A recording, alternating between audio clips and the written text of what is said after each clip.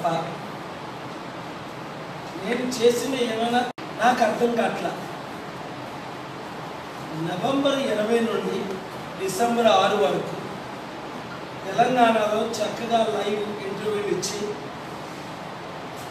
అక్కడ నేను చెప్పినట్లే జరిగిందని అందరూ ఒప్పుకున్నారు.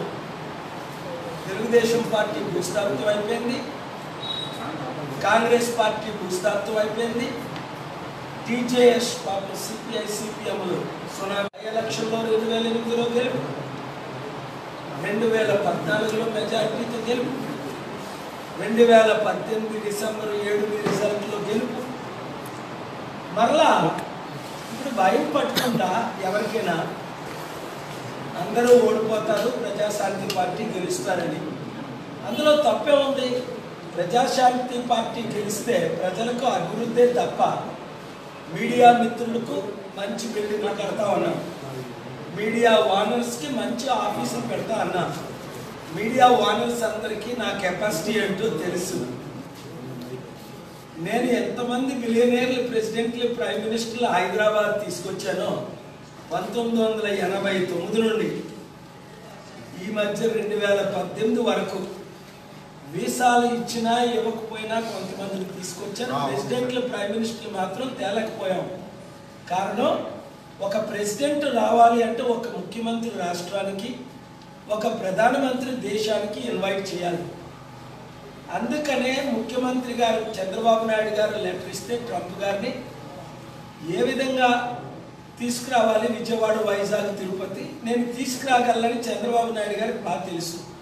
ఎందుకంటే 2002లో గవర్నర్ 50 దేశాల 50 రాష్ట్రాల గవర్నర్ అమెరికన్ మైక్ హాక్లీ ప్రెసిడెన్షియల్ అడ్వైజర్ ట్రంప్కి ఆయన వచ్చినప్పుడు నాకు 5 నిమిషాల అపాయింట్మెంట్ ఇప్పించుకొని ఆయన కోరడం జరిగింది. 2.5 గంటలు వెయిట్ చేయడం జరిగింది. గవర్నర్ ఆయన చాలా స్నేహితులు అయిపోయారు నేను కలిపిన తర్వాత.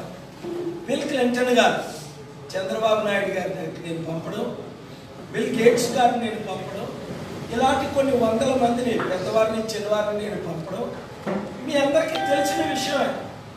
ప్రెసిడెంట్లు, ప్రైమ్ మినిస్టర్లు, బిలియనీర్లు వచ్చినందువల్ల నష్టమే ఉంది?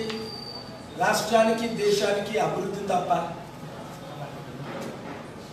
నిరుద్యోగుల సమస్య ఇప్పుడు చూడండి, మా మేనిఫెస్టో 30 పాయింట్లతో ఈరోజు రిలీజ్ చేద్దాం అనుకున్నాం. ఎందుకంటే మనం విజయవాడలో 5 పాయింట్లతోనే రిలీజ్ చేసాము.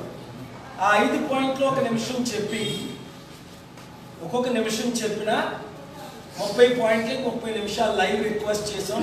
ఏ ఛానల్ లైవ్ ఇస్తున్నారో దేవుడు వారిని దీవించగాక, ఏ ఛానల్ లైవ్ ఇవ్వట్లేదో వారి దేవుడు వారి హృదయాలను మార్చి ఇప్పుడైనా కనీస ధర్మం, కనీస న్యాయం చేయాలని మీడియా ఓనర్స్ నేను కోరుకుంటున్నాను.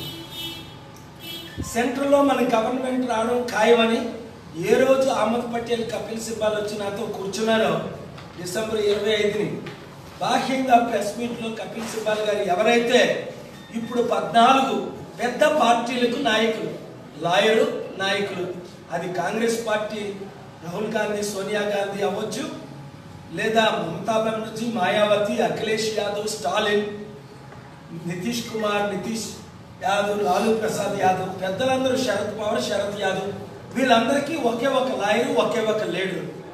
ఆయనే చెప్పారు, కేఏ పాల్ గారితోనే మేము వెళ్తున్నాం ప్రెస్ మీట్లో, సేవ్ సెక్యులర్ ఇండియా మన ఫ్రంట్ అని.